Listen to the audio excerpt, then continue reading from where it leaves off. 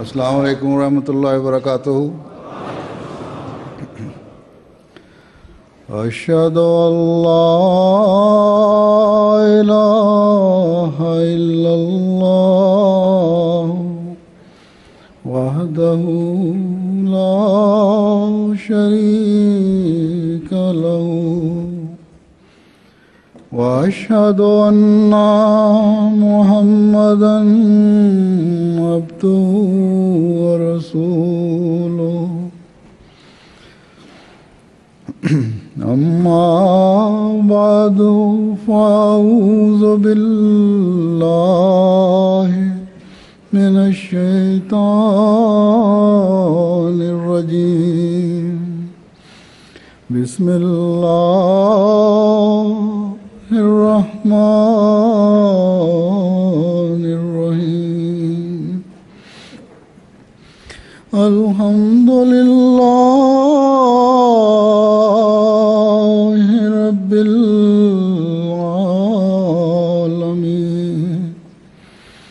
الحمد للہ رب العالمین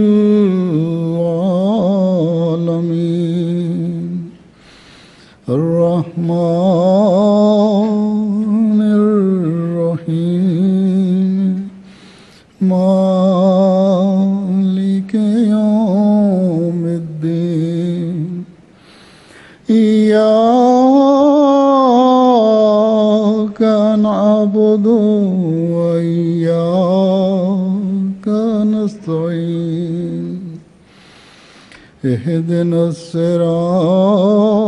المستقیم صراط الذین انعمت علیہم غیر المغضوب علیہم ولا الضالین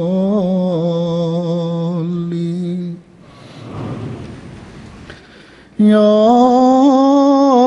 ایھا الذین آمنوا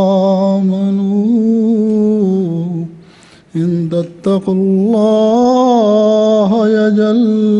لکم فرقانا ویکفر عنکم سیئاتکم ویغفر لکم واللہ ذو الفضل العظیم۔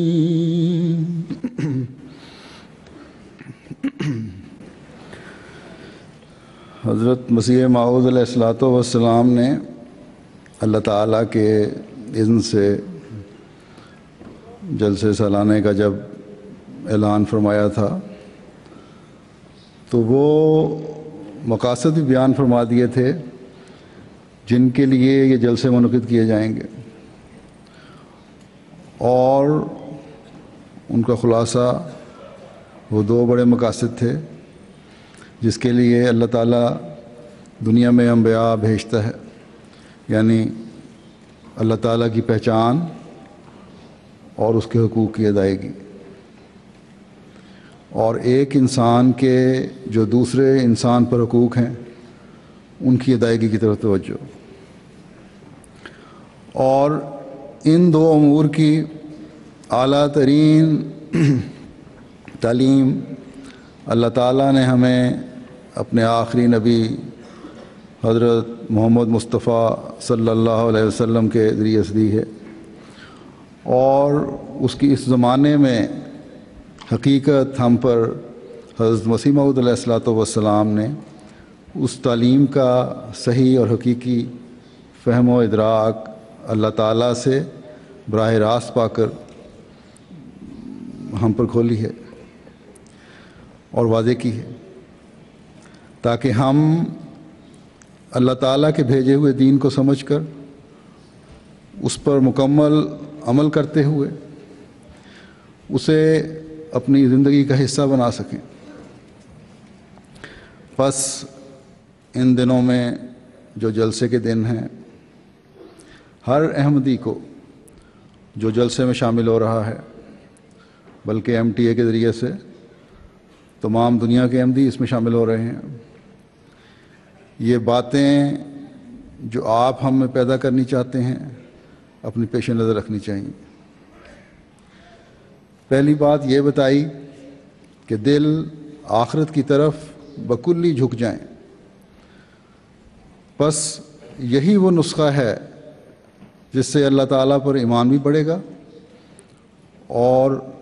جن حقوق و فرائض کی طرف ہمیں اللہ تعالیٰ نے توجہ دلائی ہے ان کی ادائیگی کی طرف توجہ بھی ہوگی۔ حضرت مسیح موعود علیہ الصلوۃ والسلام فرماتے ہیں کہ شیطان کے وساوس بہت ہیں اور سب سے زیادہ خطرناک وسوسہ اور شبہ جو انسانی دل میں پیدا ہو کر اسے خسر دنیا والآخرہ کر دیتا ہے آخرت کے متعلق ہے، کیونکہ تمام نیکیوں اور راست بازیوں کا بڑا بھاری ذریعہ من جملہ دیگر اسباب اور وسائل کے آخرت پر ایمان بھی ہے، اور جب انسان آخرت اور اس کی باتوں کو قصہ اور داستان سمجھے تو سمجھ لو کہ وہ رد ہو گیا اور دونوں جہان سے گیا گزرا ہوا، اس لیے کہ آخرت کا ڈر بھی تو انسان کو خائف اور ترساں بنا کر معرفت کے سچے چشمے کی طرف کشاں کشاں لے آتا ہے، اور سچی معرفت بغیر حقیقی خشیت اور خدا ترسی کے حاصل نہیں ہو سکتی۔ بس یاد رکھو کہ آخرت کے متعلق وساوس کا پیدا ہونا ایمان کو خطرے میں ڈال دیتا ہے اور خاتمہ بالخیر میں فطور پڑ جاتا ہے۔ بس جب تک ہمارے دل آخرت پر یقین کرتے ہوئے اس کی طرف نہیں جھکیں گے، ایک خدا کی طرف نہیں جھکیں گے، جیسا کہ حضرت مسیح موعود علیہ الصلوۃ والسلام نے فرمایا ہے، وسوسے پیدا ہوتے رہیں گے، اور جب ان وسوسوں کی وجہ سے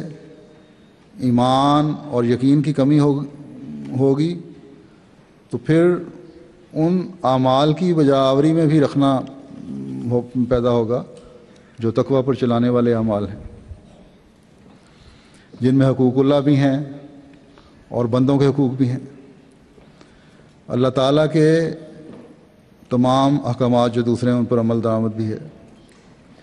جیسا کہ حضرت مسیح موعود علیہ الصلوۃ والسلام نے فرمایا کہ اگر آخرت پر ایمان میں کمی ہے تو پھر سچی معرفت جو اللہ تعالیٰ کے احکامات کو سمجھنے کے لیے ضروری ہے وہ پیدا نہیں ہوگی۔ بس ہم خوش قسمت ہیں کہ ہمیں اس زمانے میں وہ امام ملا جس نے اس اہم امر کو ہم پر روشن اور واضح فرمایا، جیسا کہ آخرت کے لفظ سے ظاہر ہے اور قرآن کریم کی بعض آیات سے بھی پتہ لگتا ہے کہ آخرت مرنے کے بعد اللہ تعالیٰ کے حضور حاضر ہونے کے وقت یا قیامت کے ہیں، جب سب حساب کتاب ہوگا اور نیک اعمال کا اچھا بدلہ ملے گا، اللہ تعالیٰ کی رضا حاصل ہوگی، اور برے اعمال کی جیسا کہ اللہ تعالیٰ نے ہمیں بتایا ہے سزا ہوگی، اور کسی قسم کی کوئی بے انصافی نہیں ہوگی، اور ہر عمل کھلا کھلا آخرت میں سامنے نظر آئے گا۔ اللہ تعالیٰ فرماتا ہے وَوَجَدُوا مَا عَمِلُوا حَاضِرًا، کہ یعنی اور جو کچھ انہوں نے کیا ہوگا اسے اپنے سامنے حاضر پائیں گے۔ بس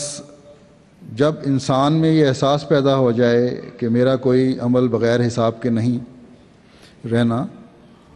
اور ہر عمل سامنے آ جانا ہے، تو یہی چیز آخرت کے احساس کو، اس کے فہم کو دل میں بڑھائے گی، اور پھر انسان دونوں قسم کے حقوق ادا کرنے کی کوشش کرتا ہے، تقویٰ کی راہوں پر چلنے کی کوشش کرتا ہے، اور یہ تقویٰ کی راہیں ہی ہیں جو اللہ تعالیٰ کے حقوق اور بندوں کے حقوق کے راستے متعین کرتی ہیں۔ اور جب ان راستوں پر چلتے ہوئے آخرت کی فکر ہوگی تو پھر اللہ تعالیٰ ہمیں خوشخبری دیتا ہے اور فرماتا ہے کہ وہ مغفرۃ من اللہ و رضوان، یعنی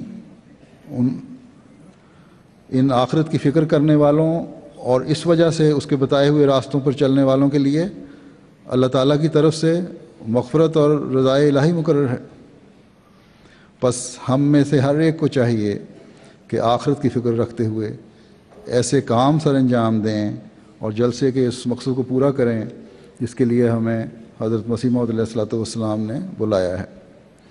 اور اس دنیا میں بھی اور آخرت میں بھی اللہ کی مغفرت اور رضا کی چادر میں لپٹے رہیں۔ اس آخرت کی طرف جھکنے کے لیے پھر آپ نے ہمیں مزید کھول کر فرمایا کہ یہ آخرت مکمل طور پر تمہارے پیش نظر تب سمجھی جائے گی جب تمہارے اندر تقویٰ پیدا ہوگا، خدا تعالیٰ کا خوف پیدا ہوگا، زہد اور پرہیزگاری پیدا ہوگی۔ تو تقویٰ یہی ہے کہ اپنے اندر خدا کا خوف رکھتے ہوئے ہر اس چیز سے اپنے آپ کو بچاؤ جس سے بچنے کا خدا تعالیٰ نے حکم دیا ہے، اور ان چیزوں سے بچتے ہوئے اس راستے پر چلو جو اللہ تعالیٰ کی رضا کا راستہ ہے، اور یہی چیز اللہ تعالیٰ کی مغفرت اور رضا دلانے والی بنے گی۔ بس اگر ہمارے اندر خدا تعالیٰ کا خوف ہے تو جیسا کہ حضرت مسیح موعود علیہ الصلوۃ والسلام نے فرمایا، ہمیں اپنے اندر زہد پیدا کرنا ہوگا۔ اور زہد کیا ہے؟ زہد یہ ہے کہ آخرت کی محبت کی وجہ سے دنیا سے منہ موڑ کر اللہ تعالیٰ کی عبادت کی طرف توجہ دینا۔ یہ ہے عبادت کا وہ معیار جو حضرت مسیح موعود علیہ الصلوۃ والسلام ہمیں پیدا کرنا چاہتے ہیں، جس سے اللہ تعالیٰ کا حق ادا ہوتا ہے۔ اگر ہماری عبادتیں صرف اپنی ضرورت کے وقت، اپنی تکلیفوں کے وقت، اپنی خواہشات کے حصول کے لیے ہیں تو یہ عبادتیں ایک زاہد کی عبادتیں نہیں کہلا سکتی۔ یہ اس لیے نہیں ہے کہ ہمارے دل آخرت کی طرف بکولی جھکے ہوئے ہیں، یہ عبادتیں اس لیے نہیں کہ اللہ تعالیٰ کی محبت ہمیں مجبور کر رہی ہے کہ ہم اس کی عبادت کریں، ہماری عبادتیں اس لیے نہیں کہ ہم اللہ تعالیٰ کے اس حکم پر عمل کرنے کے لیے عبادت کر رہے ہیں کہ اللہ تعالیٰ نے فرمایا ہے کہ وَمَا خَلَقْتُ الْجِنَّ وَالْإِنسَ إِلَّا لِيَعْبُدُونِ، یعنی میں نے جن اور انسان کو اس لیے پیدا کیا ہے کہ وہ میری عبادت کریں۔ حضرت مسیح موعود علیہ الصلوۃ والسلام فرماتے ہیں پس اس آیت کی روح سے اصل مدعا انسان کی زندگی کا خدا تعالیٰ کی پرستش اور خدا تعالیٰ کی معرفت اور خدا تعالیٰ کے لیے ہو جانا ہے۔ پس ان دنوں میں یہ جلسے کے جو 3 دن ہیں، حضرت مسیح موعود علیہ الصلوۃ والسلام کے ارشاد کے مطابق اس زہد کا نمونہ بننے کی ہر ایک کو کوشش کرنی چاہیے تاکہ ہماری نمازیں، ہماری عبادتیں خدا تعالیٰ کی خاطر ہوں، نہ کہ صرف ضرورت پڑنے پر اپنی خواہشات کی تکمیل کے لیے ہم اللہ تعالیٰ کے آگے جھکنے والے ہوں۔ اور جب یہ حالتیں ہماری نمازوں کی، ہماری عبادتوں کی ہو جائیں گی تو تبھی ہم حضرت مسیح موعود علیہ الصلوۃ والسلام کے ارشاد کے مطابق اور آپ کی خواہش کے مطابق ہر پرہیزگاری کا بھی نمونہ بنیں گے اور تقویٰ کی راہوں پر بھی چلنے والے ہوں گے۔ پھر آپ ہمیں نصیحت کرتے ہوئے فرماتے ہیں کہ جب آخرت کی ہمیں فکر ہوگی تو پھر یقیناً اللہ تعالیٰ کے دین کی خاطر قربانیوں کی بھی تمہیں فکر ہوگی۔ اور آپ کا ہمیں اس جلسے پر بلا کر اس طرف بھی توجہ دلانا مقصود تھا کہ ان مہمات میں جو دین کی ترقی کے لیے ضروری ہیں ان میں شامل ہوں اور سرگرمی دکھائیں۔ آج یہ دینی مہمات کیا ہیں؟ یہ وہ دینی مہمات ہیں جن کو آن حضرت صلی اللہ علیہ وسلم نے جہاد اکبر کا نام دیا ہے۔ یہ جہاد کوئی بندوقوں یا توپوں یا گولوں کے استعمال کا جہاد نہیں ہے، نہ یہ اپنے مقاصد حاصل کرنے کے لیے شہری آبادیوں کو خون میں نہلا کر معصوم بچوں اور عورتوں کی جانیں ضائع کرنے کا جہاد ہے۔ ہم تو مسیح محمدی کے ماننے والے ہیں، ان چیزوں سے پاک ہیں۔ ہم اپنے پیارے نبی صلی اللہ علیہ وسلم کے ارشاد کے مطابق جس جہاد کی طرف بلاتے ہیں اور مسیح محمدی نے جن دینی مہمات میں ہمیں سرگرمی اختیار کرنے کا کہا ہے، وہ قرآن کریم کی تعلیم کو اپنے اوپر بھی لاگو کرنا ہے اور دنیا کو بھی بتانا ہے، اپنے آپ کو تبلیغ کے میدان میں جھونکنا ہے۔ اس کے لیے اپنی روحانیت کو تیز کرنا ہے تاکہ اللہ تعالیٰ کی مدد ہمارے شامل حال رہے، اور پھر اس جہاد کو کرنے کے لیے قرآن تعلیم کو دنیا میں پھیلانے اور اس کی اشاعت کے لیے مالی قربانیوں میں بھی ایک دوسرے سے آگے بڑھنے اور یہ قربانیاں کرتے ہوئے بڑھتے چلے جانے کے طریقے اور سلیقے سیکھنے ہیں۔ یہ تعلیم ہم نے مشرق کو بھی دینی ہے اور مغرب کو بھی دینی ہے۔ مسلمانوں کو بھی قرآن تعلیم کی اعلیٰ قدروں کی حقیقت سے آگاہ کرنا ہے اور دوسرے مذاہب والوں کو بھی اسلام کی خوبصورت تعلیم کے حسن سے روشناس کروانا ہے۔ دنیا کو بتانا ہے کہ آج جو تم سب اکٹھے ہو کر غریب ملکوں اور اسلامی ملکوں کے حقوق چھین رہے ہو، ان کی تباہی کے در پہ ہو، اور جس طرح آج کل دیکھ لیں اسرائیل نے نہیتے شہریوں، بچوں، عورتوں، بوڑھوں کا خون کیا ہے، اور جس طرح بعض مغربی ممالک کی حکومتیں ان کا ساتھ دے رہی ہیں اور ان پر اپنا ہاتھ رکھا ہوا ہے، اور پھر اس کو حق کی خاطر اور دفاع کی خاطر جنگ کہا ہے۔ یہ حق نہیں بلکہ حق چھیننا ہے، ظلم سے فضا کو سیاہ کرنا ہے، روشنیوں کو اندھیروں میں بدلنا ہے،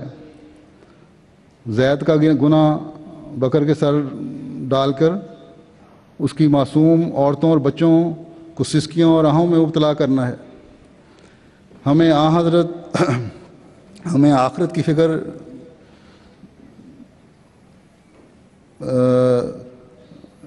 ان لوگوں کو یہ بتانا ہے کہ تمہیں آخرت کی فکر اس لیے نہیں کہ تم سمجھتے ہو کہ یہ سسکیاں اور آہیں بیکار جائیں گی، نہیں، ہمارا تو یہ ایمان ہے کہ مظلوم کی آہیں کبھی بیکار نہیں جاتی۔ اس لیے ان ظلموں سے باز آؤ، اپنی ڈٹائی اور بےہودگی کو چھوڑ دو۔ آج ہر احمدی کو اپنے ماحول میں ہر ایک کو یہ بتانا ہے، ان ظلموں کے خلاف اپنی آواز اٹھاؤ کہ یہ ظلم ایک جگہ پر ٹکے رہنے والے نہیں بلکہ تمام دنیا کو اپنی لپیٹ میں لینے والے ہیں۔ اس لیے اٹھو اور حق کا ساتھ دو۔ ہم تمہیں بتاتے ہیں کہ حق لینے اور حق پر چلنے کی تعلیم کیا ہے۔ یہاں بھی معزز مہمان بیٹھے ہوئے ہیں، ان سے بھی میں کہتا ہوں جو ان کے اثر و رسوخ جہاں تک ہے ان کو یہ کوشش کرنی چاہیے کہ اگر دنیا کو تباہی سے بچانا ہے تو پھر حق کی پہچان کریں اور حق کی طرف چلانے کی لیے اپنی حکومتوں کو مائل کریں۔ حق لینے اور حق پر چلنے کی تعلیم تو اللہ تعالیٰ نے قرآن کریم میں بتائی ہے، وہ ہم سے سیکھیں۔ اگر دنیا میں انصاف اور امن کی فضا چاہتے ہیں تو ہماری بات سنیں۔ دنیا میں امن قائم کرنے کے لیے اور حق لینے اور حق دینے کے لیے ہمیں یہ بتانا پڑے گا مسلمانوں کو بھی کہ اے مسلمانوں، تم بھی اس مسیح محمدی قدموں میں آؤ، اور اے مغرب میں رہنے والوں اور مختلف مذاہب کے ماننے والوں، تم بھی حضرت صلی اللہ علیہ وسلم کے اس عاشق صادق کے پیغام کو سنو اور اس کی بات مانو۔ بس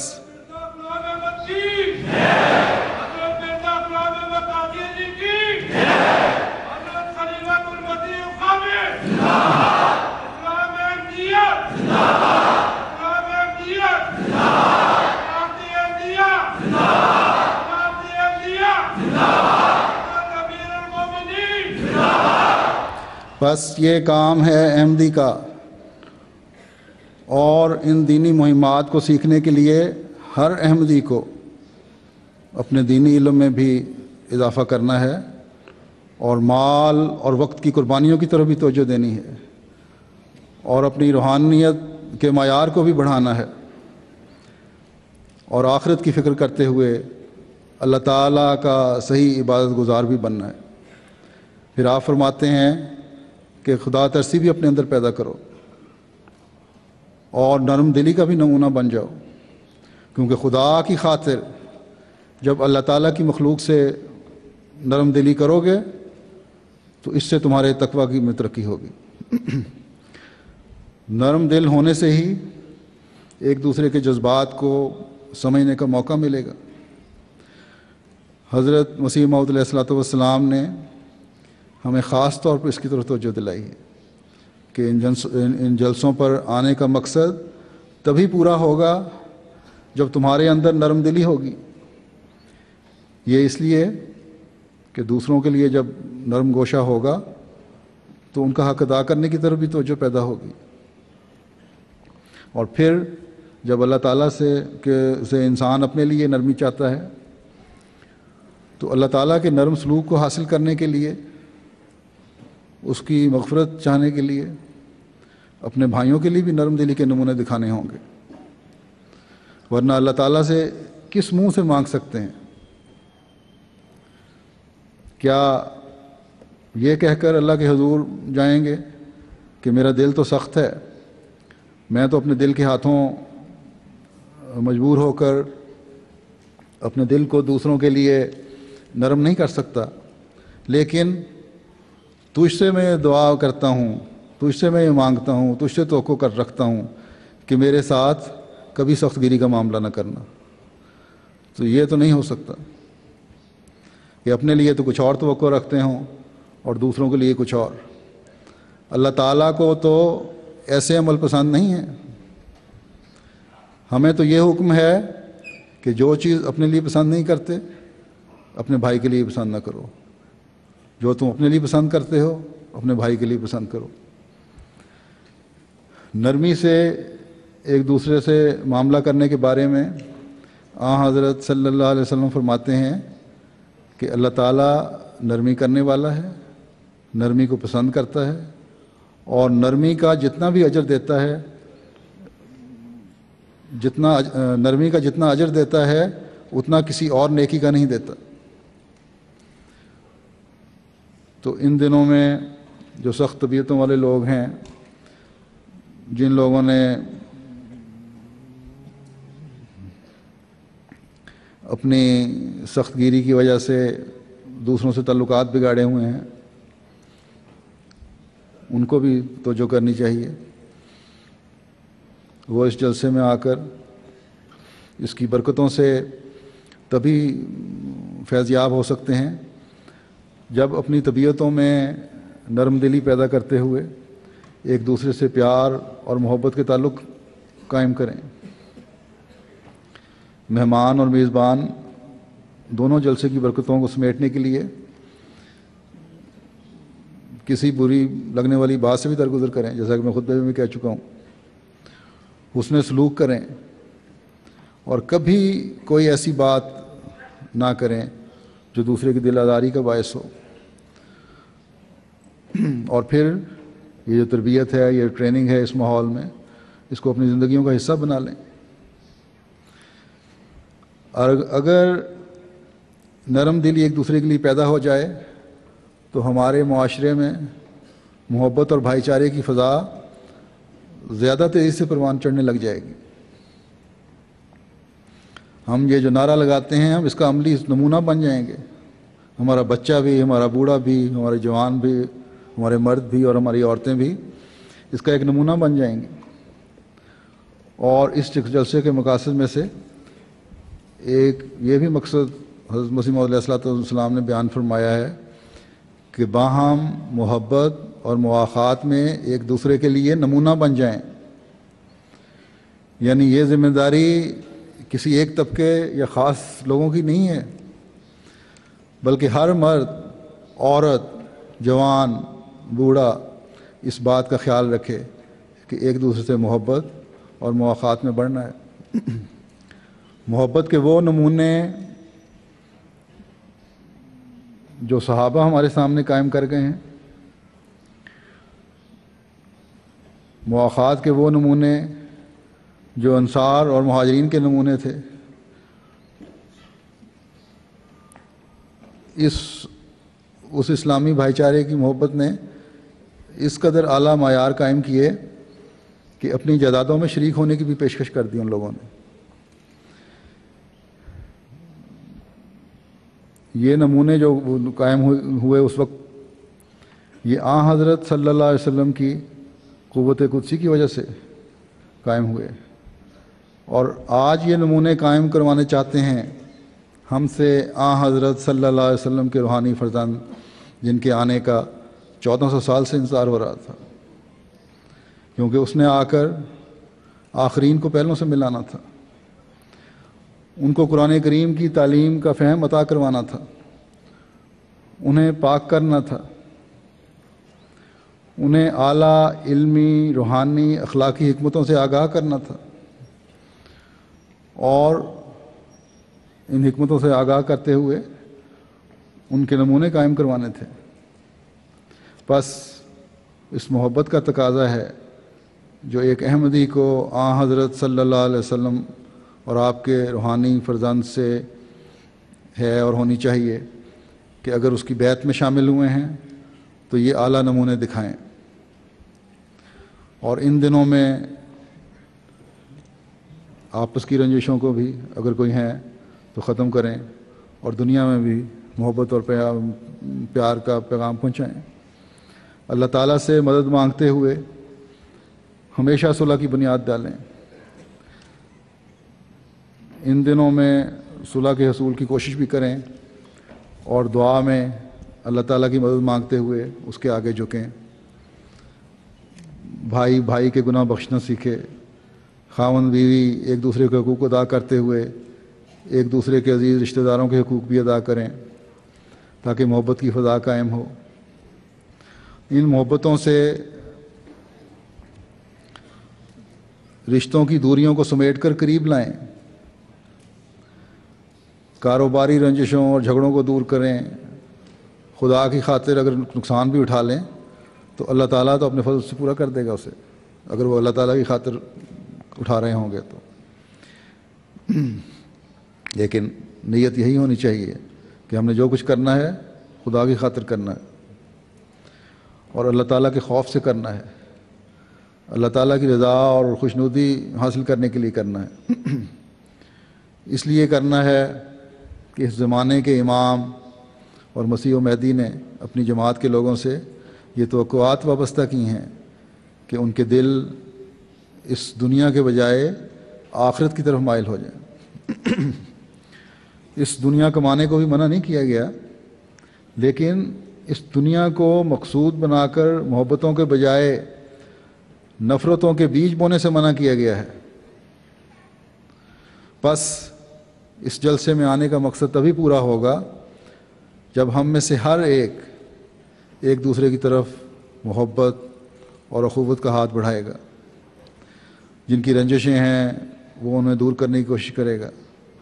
جن کی اجنبیت کے تعلقات ہیں ان کو وہ محبت اور اخوت کے تعلقات میں بدلے گا۔ اس جلسے کی فضا کو ایسی پرمحبت فضا بنا دیں کہ اللہ تعالیٰ کی نظر میں بھی پسندیدہ ہو جائے، اور وہ اپنے پیار اور محبت کی بارش پر ہر آن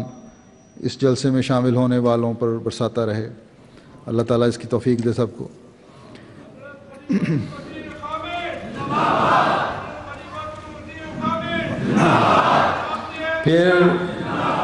پھر ان مقاصد میں سے ایک مقصد آپ نے یہ بیان فرمایا کہ انکسار اور تواضع پیدا ہو۔ یہ خلق ایسا ہے کہ جب انسان میں پیدا ہو تو اللہ تعالیٰ کے حقوق ادا کرنے کے ساتھ ساتھ بندوں کے حقوق ادا کرنے کی طرف بھی توجہ رہتی ہے۔ جب انسان میں انکسار اور تواضع کی حالت پیدا ہوتی ہے تو یہ چیزیں اس میں عقل اور ہوش بھی پیدا کرتی ہیں۔ دنیا میں آج جو جتنا فتنہ و فساد ہے، انفرادی لڑائیاں ہوں یا ملکوں کی لڑائیاں ہوں یا قوموں کی لڑائیاں ہوں، یہ سب وجہ ہے تکبر کی۔ اگر تکبر ختم ہو جائے اور انکسار اور عاجزی پیدا ہو جائے تو یقیناً ایک دوسرے کے حقوق ادا کرنے کی طرف توجہ ہوگی، کیونکہ اس سے عقل اور ہوش پیدا ہوتی ہے۔ جیسا کہ میں نے کہا، ایسے لوگ اپنی عقل کو عقل کل نہیں سمجھتے، بلکہ دوسرے کی بات سننے کا بھی ان میں حوصلہ ہوتا ہے، اور یہی چیز پھر اختلاف رائے سننے کا بھی موقع پیدا کرتی ہے اور مشوروں کی طرف بھی توجہ رکھتی ہے،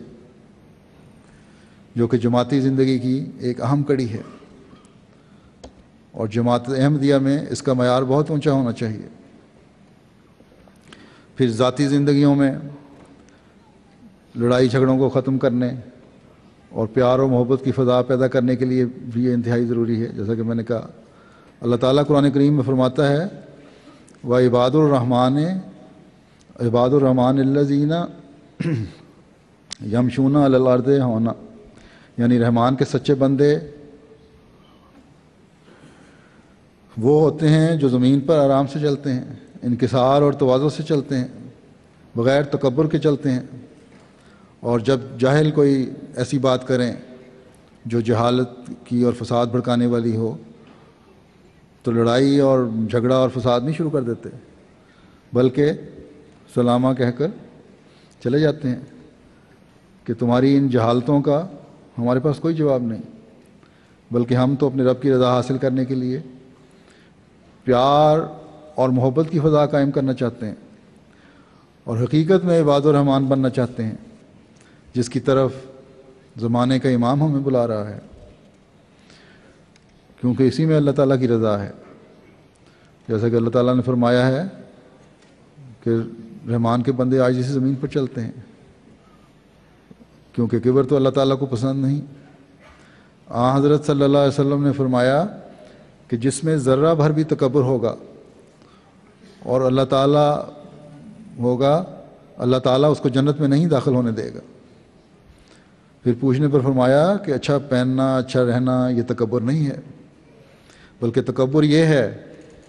کہ حق کا انکار کیا جائے، دوسروں کو ذلیل سمجھا جائے، ان سے حقارت کا سلوک کرے اور صحیح طرح پیش نہ آئے۔ بس یہ باتیں ہیں جو ہم نے اپنے اندر جلسے کی برکات سے فائدہ اٹھاتے ہوئے پیدا کرنے کی کوشش کرنی ہے،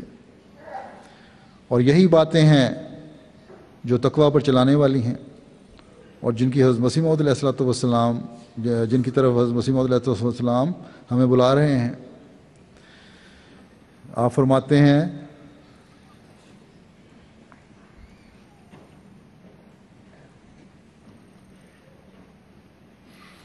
میں سچ سچ کہتا ہوں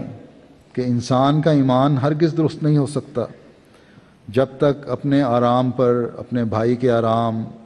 حت الوسع مقدم نہ ٹھہراوے۔ پھر آپ فرماتے ہیں کوئی سچا مومن نہیں ہو سکتا جب تک اس کا دل نرم نہ ہو، جب تک وہ اپنے تئیں ہر یک سے ذلیل تر نہ سمجھے اور ساری مشیختیں دور نہ ہو جائیں، یعنی بڑھ بڑھ کے باتیں کرنا اور شیخیاں بگاڑنے والی چیزیں، تکبر، یہ سب دور نہ ہو جائیں۔ فرماتے ہیں خادم القوم بننا مخدوم بننے کی نشانی ہے، اور غریبوں سے نرم ہو کر اور جھک کر بات کرنا مقبول الہی ہونے کی علامت ہے، اور بدی کا نیکی کے ساتھ جواب دینا سعادت کے آثار ہیں، اور غصے کو کھا لینا اور تلخ بات کو پی جانا نہایت درجے کی جوان مردی ہے۔ اللہ کرے کہ ہم حضرت مسیح موعود علیہ السلام کی نعمت پر نصیحت پر عمل کرتے ہوئے تکبر سے بچنے والے اور عاجزی اختیار کرنے والے ہوں، اور ان لوگوں میں شمار ہوں جن کو مبارکباد دیتے ہوئے ان پر خوشی کا اظہار کرتے ہوئے آپ نے فرمایا کہ مبارک وہ لوگ جو اپنے تئیں سب سے زیادہ ذلیل اور چھوٹا سمجھتے ہیں اور شرم سے بات کرتے ہیں اور غریبوں اور مسکینوں کی عزت کرتے اور عاجزوں کو تعظیم سے پیش آتے اور کبھی شرارت اور تکبر کی وجہ سے ٹھٹھا نہیں کرتے اور اپنے رب کریم کو یاد رکھتے ہیں اور زمین پر غریبی سے چلتے ہیں۔ اللہ کرے کہ یہ جلسہ ہمیں ان باتوں کے اعلیٰ معیار حاصل کرنے کی توفیق عطا فرمائے۔ پھر جن نیکیوں کو آپ ہمیں پیدا کرنا چاہتے ہیں ان میں سے ایک راست بازی کا پیدا ہونا ہے، سچائی کے اعلیٰ معیار قائم کرنا ہے۔ اللہ تعالیٰ نے غلط بیانی اور جھوٹ کو شرک کے برابر قرار دیا ہے، اور جس میں شرک کی بو آ جائے اس کو آخرت کی فکر کرنے والا کس طرح کہا جا سکتا ہے؟ جھوٹ بولنے والا تو اپنے عمل سے آخرت پر یقین کی نفی کر رہا ہوتا ہے، بس یہ بڑے خوف کا مقام ہے۔ بعض دفعہ ذرا سی بات پر غلط بیانی کر دی جاتی ہے یا جھوٹی گواہی دے دی جاتی ہے، اس کو معمولی چیز سمجھا جاتا ہے،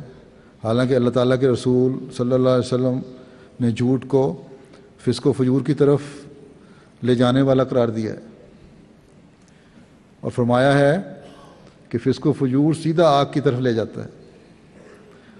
اللہ تعالیٰ ہر احمدی کو اس سے محفوظ رکھے۔ بعض دفعہ باتوں کے مزے لینے کے لیے بھی لوگوں کو ادھر سے ادھر باتیں کرنے کی عادت ہوتی ہے، یہ ان کا شغل ہوتا ہے کہ یہاں کی بات وہاں کی اور وہاں کی بات دوسری جگہ کر دی۔ یہ برائی بھی ایسی ہے جس کو اللہ کے رسول صلی اللہ علیہ وسلم نے جھوٹ قرار دیا ہے کہ انسان کے جھوٹا ہونے کے لیے یہی کافی ہے کہ وہ ہر سنی سنائی بات لوگوں میں بیان کرتا پھرے۔ بس ان باتوں سے بچنے کی ہر ایک کو کوشش کرنی چاہیے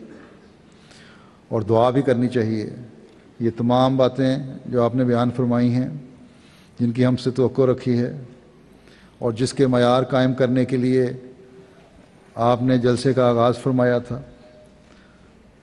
تقویٰ میں بڑھنے سے ہی ملتی ہے۔ بس ہر احمدی کو ان دنوں میں کوشش کرنی چاہیے کہ تقویٰ کے معیار بڑھائے اور آخرت کی فکر کرے۔ جتنا زیادہ ہم اس فکر میں رہیں گے اتنی زیادہ نیکیاں کرنے اور اللہ تعالیٰ کے حکموں پر چلنے کی ہمیں توجہ رہے گی،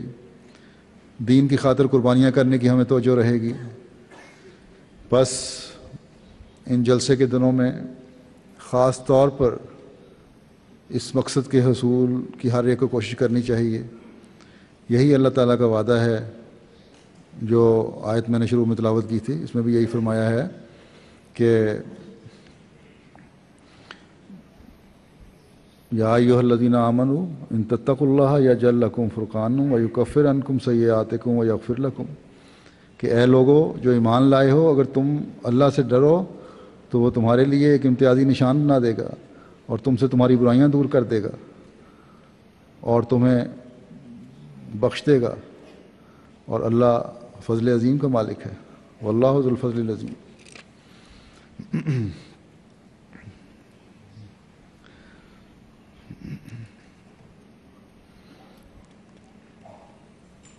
بس یہ تقویٰ ہی ہے جو مومن اور غیر مومن میں فرق ظاہر کرتا ہے، اور جب ایک مومن تقویٰ پر چلتے ہوئے آخرت کی فکر کرتا ہے تو نیک اعمال کرنے کی بھی توفیق ملتی ہے اور برائیاں چھوڑنے کی بھی توفیق ملتی ہے۔ اللہ تعالیٰ کی بخشش جو فرمایا، اللہ تعالیٰ مغفرت فرماتا ہے، اللہ تعالیٰ کی بخشش یہی ہے کہ پہلی برائیاں دور ہو جائیں اور آئندہ نیکیاں کرنے کی توفیق ملے۔ بس ان دنوں میں اللہ تعالیٰ کے حضور جھکتے ہوئے اس کے حصول کی کوشش کریں، اللہ تعالیٰ سے ہمت اور مدد مانگیں تاکہ نیکیاں کرنے کی توفیق ملتی چلی جائے، اور اللہ تعالیٰ اپنے فضل سے ہمیں ان مقاصد کو حاصل کرنے والا بنائے جس کے لیے حضرت مسیح موعود علیہ الصلوۃ والسلام نے ان جلسوں کا انعقاد فرمایا تھا۔ کوشش بہرحال ہماری طرف سے پہلے ہوگی تو اللہ تعالیٰ وعدہ فرمایا ہے کہ مدد فرمائے گا۔ حضرت مسیح موعود علیہ الصلوۃ والسلام فرماتے ہیں کہ جب تک ہماری جماعت تقویٰ اختیار نہ کرے نجات نہیں پا سکتی۔ خدا تعالیٰ اپنی حفاظت میں نہ لے گا، یہی سبب ہے کہ بعض ان صحابہ میں سے جن سے بڑے بڑے کام لینے تھے وہ سب سخت سے سخت خطروں میں بھی بچائے گئے۔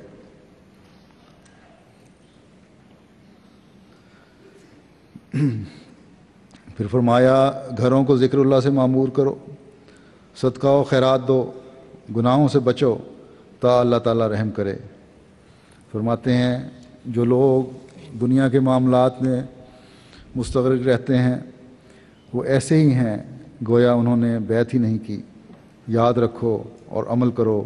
جس سے پیار کرتا ہے، جو جس سے پیار کرتا ہے وہ انہی میں سے ہے۔ بس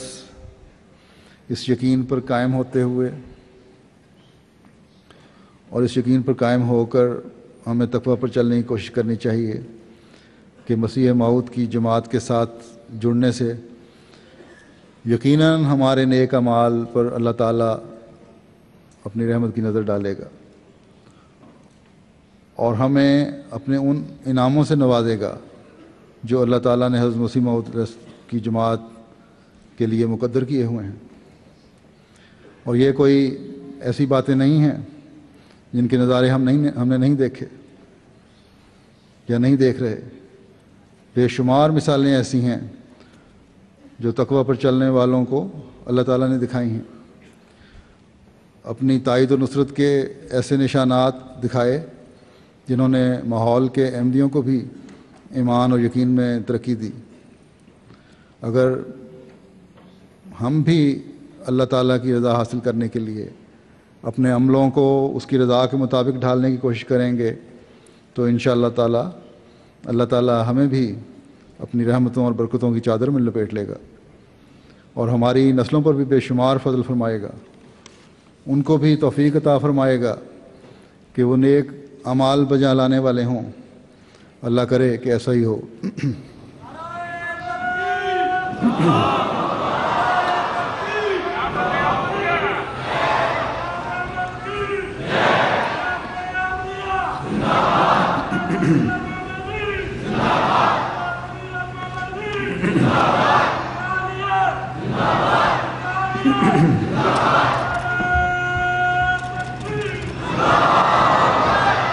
اللہ تعالیٰ ہمیں توفیق دے کہ ہم حضرت مسیح موعود علیہ الصلوۃ والسلام سے بیعت کی حقیقت کو سمجھیں اور اللہ تعالیٰ سے مدد مانگتے ہوئے زیادہ سے زیادہ ان اعمال کو بجا لانے کی کوشش کریں جو خدا تعالیٰ تک پہنچانے والے ہیں۔ وہ اخلاص اور نیک نیتی اللہ تعالیٰ ہمیں اپنے اندر پیدا کرنے کی توفیق عطا فرمائے، جس کے ساتھ کی گئی قربانیاں اور عمل اللہ تعالیٰ کے حضور قبولیت کا درجہ پائیں۔ اللہ تعالیٰ ہمیں اپنی محبت کی راہوں پر چلنے کی توفیق عطا فرمائے اور ہمارے ہر لمحہ کو، ہر گھڑی کو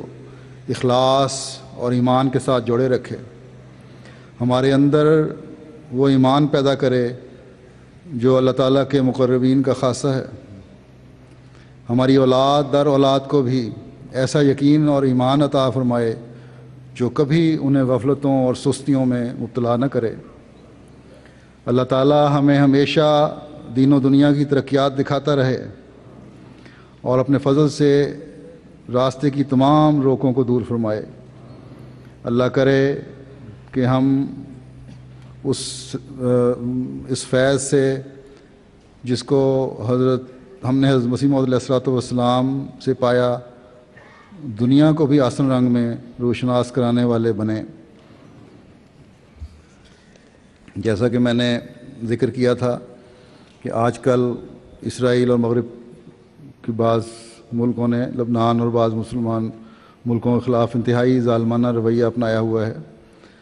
اس کے لیے بھی دعا کریں، اللہ تعالیٰ امت مسلمہ کو محفوظ رکھے، خود ان ظلموں کا بدلہ لے، معصوم انسانیت سے کھیلنے والوں کو کیفر کردار تک پہنچائے۔ اللہ تعالیٰ اہل اسلام کی بھی آنکھیں کھولے، ان کی لیڈرشپ میں بھی یہ احساس پیدا کرے کہ اپنے ذاتی مقاصد اور دلچسپیوں پر امت کے مسائل کو ترجیح دیں۔ اللہ تعالیٰ ان کو بھی تقویٰ کا نور عطا فرمائے اور ان میں یہ احساس پیدا ہو کہ امت کی خاطر انہیں اپنی ذاتی مفادات کو قربان کرنا چاہیے۔ اللہ کرے کہ ان کو عقل آ جائے۔ اللہ تعالیٰ دشمنان اسلام کی ناکامی اور نامرادیوں کا منہ دکھائے۔ آج احمدی ہیں جنہوں نے امت مسلمہ کا درد رکھتے ہوئے ان کے لیے بغیر کسی بناوٹ اور تصنع اور ذاتی مفاد کے دعا کرنی ہے۔ آج دنیا کی بقا اللہ تعالیٰ کے فضل سے مسیح محمدی کے ماننے والوں کی دعاؤں سے ہی ہے۔ بس دعاؤں اور دعاؤں کو اپنا اوڑھنا بچھونا بنا لیں۔ خدا تعالیٰ ہمیں اس کی توفیق عطا فرمائے۔